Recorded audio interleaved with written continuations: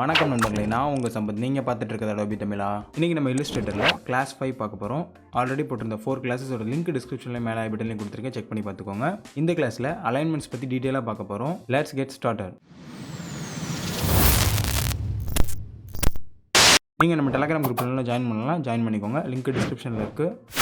இப்போ நீங்கள் ஸ்க்ரீனில் பார்த்துட்டு இருக்க மாதிரி ஒரு ரெக்டாங்கிள், ஒரு சர்க்கிள் இருக்குது. இது ரெண்டையுமே நீங்கள் பர்ஃபெக்டாக அலைன் பண்ணணும். ஃபார் எக்ஸாம்பிள், இந்த சர்க்கிளை வந்து இந்த ரெக்டாங்கிளுக்கு டாப் அலைன் பண்ணணும், ஆர் பாட்டம் அலைன் பண்ணணும், இல்லைனா சென்டர் அலைன் பண்ணணும்.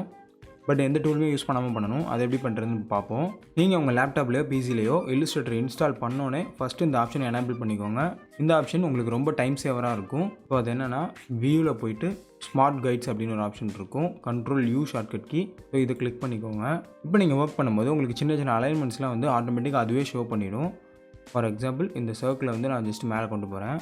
இங்கே பார்த்திங்கன்னா உங்களுக்கே தெரியும், அழகாக ஒரு லைன் காமிக்கும். ஸோ இந்த இடத்துல விட்டுட்டேன் அப்படின்னா பர்ஃபெக்டான டாப் அலைன்மெண்ட் கிடச்சிரும்.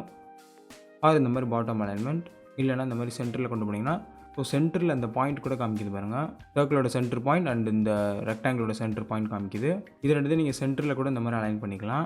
ஃப்ரண்ட்டில் இருக்க சர்க்கிளோட எக்ஸ் வந்து பிளாக் கலரில் இருக்குது, பின்னாடி இருக்க ரெக்டாங்கிளோட எக்ஸ் வந்து பிங்க் கலரில் இருக்குது. ஸோ ரெண்டையும் இந்த மாதிரி அலைன் பண்ணிவிட்டு ஸோ பர்ஃபெக்டான சென்டர் அலைன்மெண்ட் பண்ணிக்கலாம். இந்த மாதிரி ஸ்மார்ட் கைட்ஸ் வச்சு 1 or 2 ஆப்ஜெக்ட்ஸ்க்கு ஈஸியாக அலைன் பண்ணிக்கலாம். பட் நிறைய ஆப்ஜெக்ட்ஸ் இருந்தால் அதை எப்படி அலைன் பண்ணுறது அப்படின்றத இப்போ பார்க்கலாம்.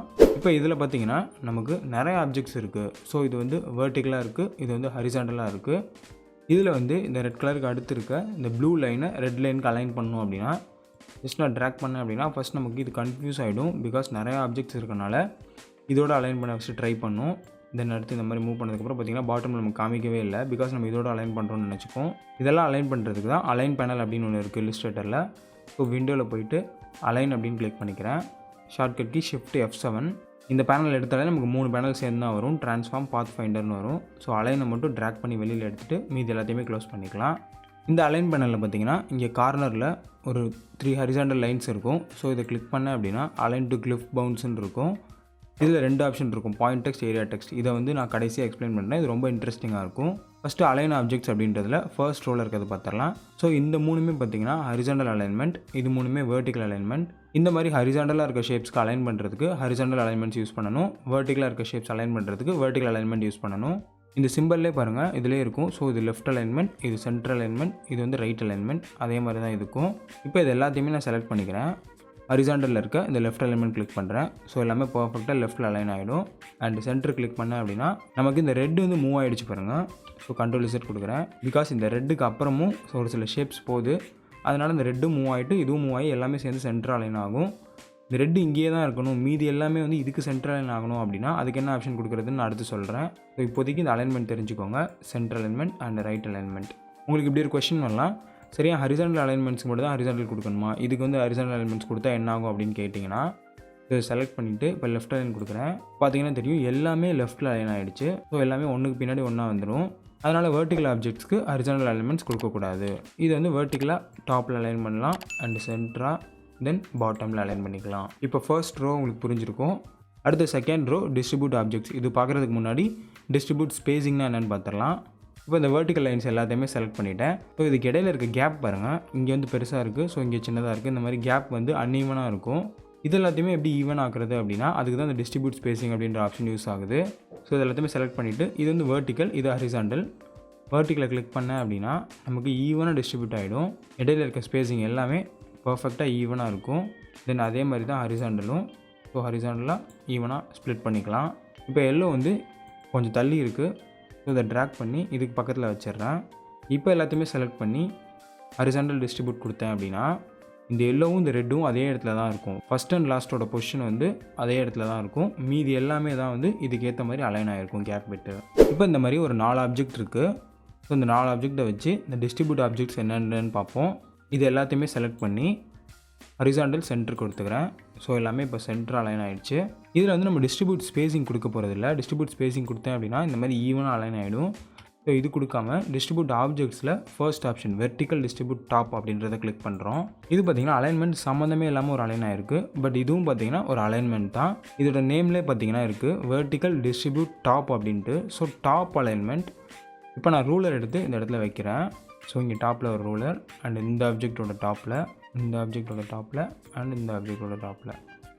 இந்த கேப் பார்த்திங்கன்னா நமக்கு சேமாக இருக்கும். ஸோ எல்லா ஆப்ஜெக்டோட டாப்பில் இருந்து ஸ்பேஸ் வந்து ஈவனாக டிஸ்ட்ரிபியூட் ஆகிருக்கும்.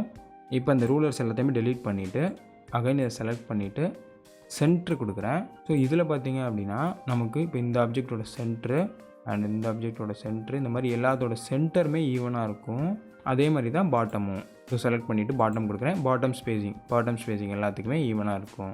இந்த டிஸ்ட்ரிபியூட் ஆப்ஜெக்ட்ஸ் மேக்ஸிமம் யூஸ் பண்ண மாட்டோம், பட் தெரிஞ்சு வச்சுக்கோங்க, தேவையான இடத்துல யூஸ் பண்ணிக்கலாம். இப்போ சொன்ன அதே மாதிரி தான் இந்த ஹரிசாண்டலும் யூஸ் பண்ண போகிறோம். ஸோ இதில் ஹரிசாண்டல் லெஃப்ட் அலைன்மெண்ட்டு கிளிக் பண்ணேன் அப்படின்னா லெஃப்ட்டில் இங்கே ஒரு லைன் போட்டிங்க அப்படின்னா ஸோ லெஃப்ட்டில் ஒரு லைன் போடுறேன், இங்கே ஒரு லைன் போடுறேன். ஸோ இந்த ஸ்பேசிங் எல்லாமே ஈவனாக இருக்கும். அண்ட் அதே மாதிரி தான் centre and right alignment. So இப்போ அலைன் ஆப்ஜெக்ட்ஸ், டிஸ்ட்ரிபியூட் ஸ்பேசிங் இது எல்லாமே பார்த்துட்டோம். டிஸ்ட்ரிபியூட் ஸ்பேசிங்கில் இந்த 0mm இருக்குது பாருங்கள் ஒரு பாக்ஸ். இந்த பாக்ஸ் ஏன் கிரேட் அவுட்டாக இருக்குது அப்படின்றத இப்போ பார்க்கலாம். ஸோ அதுக்கு முன்னாடி இந்த அலைன் 2 அப்படின்ற இந்த 3 ஆப்ஷனை பார்க்கும்போது இதை பார்த்துடலாம். இப்போ இவ்வளோ நேரம் நம்ம அலைன்மெண்ட் பார்த்துட்டு இருக்கப்போ அலைன் 2 அப்படின்றது வந்து இதில் தான் இருந்துச்சு. ஸோ அலைன் 2 செலெக்ஷனில் தான் இருந்துச்சு. நம்ம இந்த மாதிரி செலெக்ஷன் பண்ணுறோம் அப்படின்னா இந்த செலெக்ஷனுக்குள்ளார தான் இந்த அலைன்மெண்ட் நடக்கும்.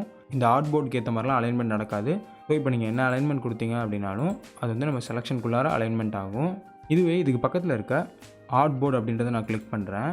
இப்போ நான் சென்ட்ரல் அலைன்மெண்ட் கொடுத்தேன் அப்படின்னா ஆர்ட் போர்டுக்கு எல்லாமே சென்டர் ஆகிடும். ஸோ ஆர்ட் போர்டு அப்படின்றது நம்மளோட டாக்குமெண்ட் அப்படின்ட்டு ஃபர்ஸ்ட் கிளாஸில் சொல்லியிருக்கேன். இப்போ நீங்கள் ரைட்டில் அலைன் பண்ணால் கூட நமக்கு ஆர்ட் போர்டுக்கு தான் ரைட்டில் அலைன் ஆகும், தென் லெஃப்ட்டில் அலைன் ஆகும். இன்டிசைனில் அலைன் டு மார்ஜின்ஸ்னு ஒரு ஆப்ஷன் இருக்கும். ஸோ அது வந்து மார்ஜினுக்கு அலைன் ஆகும். இந்த மாதிரி கார்னரில் போய் ஒட்டிக்காது. இதை கம்பேர் பண்ணுறப்ப அந்த ஆப்ஷன் கொஞ்சம் நல்லாயிருக்கும். இப்போ அதே மாதிரி டிஸ்ட்ரிபியூட் ஸ்பேசிங் கொடுத்தேன் அப்படின்னா நமக்கு டாக்குமெண்ட்டுக்கு டிஸ்ட்ரிபியூட்டாக அலைன் ஆகும், ஷேப்ஸுக்குள்ளார அலைன் ஆகிக்காது. இப்போ அந்த ஸ்டார் இந்த மாதிரி மேலே மூவ் பண்ணிவிட்டு இப்போ மூணுத்தையுமே செலக்ட் பண்ணி டிஸ்ட்ரிபியூட் ஆப்ஜெக்ட்ஸில் இதில் சென்டர் கொடுக்குறேன் அப்படின்னா டாப்லையும் பாட்டமில் இருக்க ஆப்ஜெக்ட்ஸ் வந்து மேலே கீழே போயிடும்.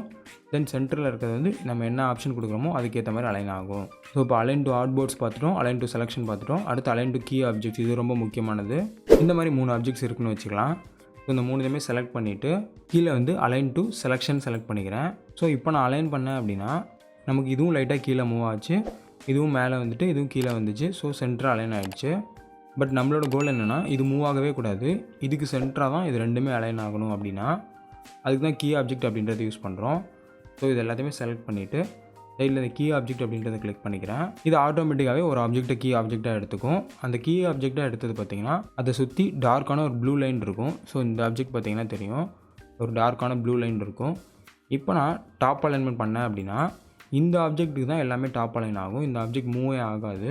அண்ட் பாட்டம் அலைன் பண்ணாலும் இந்த ஆப்ஜெக்ட்டுக்கு தான் எல்லாமே பாட்டம் அலைன் ஆகும். பட் நம்மளோட கோல் என்னென்னா இந்த ஆப்ஜெக்ட்டுக்கு எல்லாமே அலைன் ஆகணும் அப்படின்றது தான். ஸோ கீ ஆப்ஜெக்ட் கிளிக் பண்ணிவிட்டு சென்டரில் கிளிக் பண்ணிக்கிறேன். இப்போ அலைன் பண்ணேன் அப்படின்னா நமக்கு இந்த ஆப்ஜெக்ட் கீ ஆப்ஜெக்டாக மாறிடும், இதுக்கு அலைன் ஆகும். சென்டரில், பாட்டமில், டாப்பில் எது வேணால் அலைன் பண்ணிக்கலாம்.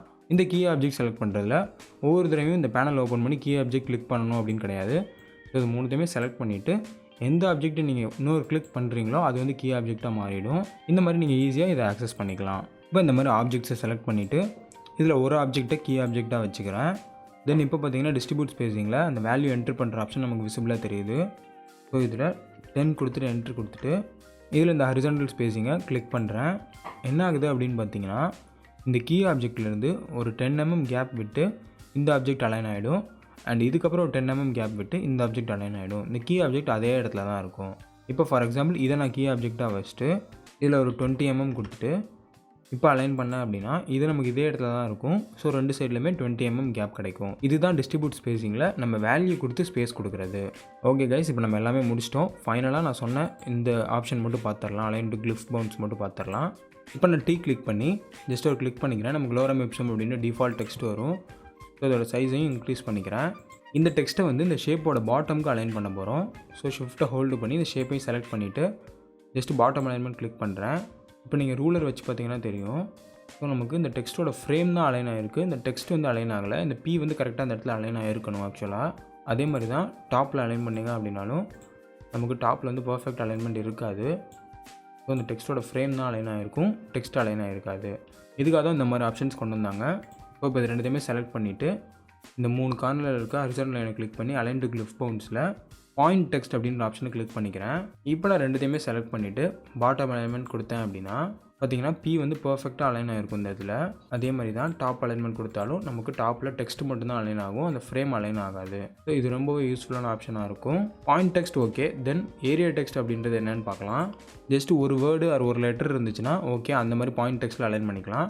பட் ஏரியா அப்படின்றது நிறையா டெக்ஸ்ட் இருக்கணும். அந்த ஃப்ரேம் வந்து இந்த மாதிரி பெருசாக ஃப்ரேம் வந்து கொஞ்சம் எக்ஸ்டெண்ட் ஆகிருக்கணும். ஒரு வேர்டு இருந்தாலும் ஃப்ரேம் எக்ஸ்டெண்ட் ஆகிருந்துச்சுன்னா அது ஏரியா தான். ஸோ அந்த ஃப்ரேமையும் ஷிஃப்ட்டை ஹோல்டு பண்ணி இதையும் செலக்ட் பண்ணிவிட்டு ஜஸ்ட் பாட்டம் அலைன்மெண்ட் கிளிக் பண்ணுறேன். பார்த்தீங்கன்னா நமக்கு பாயிண்ட் டெக்ஸ்ட் வந்து செக்கில் தான் இருக்குது. பட் ஸ்டில் வந்து இது அலைன் ஆகிறது இந்த ஃப்ரேமுக்கு தான் அலைன் ஆகுது. இதுக்கு தான் ஏரியா டெக்ஸ்ட் ஆப்ஷன் கொடுக்கணும். ஸோ ரெண்டுமே செலக்ட் பண்ணிவிட்டு இப்போ அலைன் டு கிளிஃப் ஃபோன்ஸில் ஏரியா டெக்ஸ்ட் கொடுக்குறேன். இப்போ பாட்டம் அலைன் பண்ணேன் அப்படின்னா நமக்கு பாருங்கள் டெக்ஸ்ட் வந்து இந்த இது கரெக்டாக அலைனாக இருக்குது. பட் டெக்ஸ்ட் மூவ் ஆகக்கூடாது, இதுதான் மூவ் ஆகி அலைன் ஆகணும் அப்படின்னா ஜஸ்ட் டெக்ஸ்ட் ஃப்ரேமை கிளிக் பண்ணிங்கன்னா இது வந்து கீ ஆப்ஜெக்டாக மாறிடும். இப்போ பாட்டம் அலைன் கொடுத்தேன் அப்படின்னா இந்த சர்க்கிள் வந்து இதுக்கு பாட்டம் அலைன் ஆகிடும். அதே மாதிரி தான் டாப் அலைன்மெண்ட், லெஃப்ட் அலைன்மெண்ட் எல்லாமே. அவ்வளோதான் கைஸ், இல்லுஸ்ட்ரேட்டரில் இருக்க எல்லா அலைன்மெண்ட்ஸ் பற்றியுமே எக்ஸ்பிளைன் பண்ணியிருக்கேன். ஸோ ஏதாவது டவுட்ஸ் இருந்துச்சு அப்படின்னா கமெண்ட்ஸில் சொல்லுங்கள். இந்த வீடியோ பிடிச்சிருந்துச்சுன்னா லைக் பண்ணிக்கோங்க. அடுத்த வீடியோவில் சந்திக்கலாம் நண்பர்களே. நன்றி, வணக்கம்.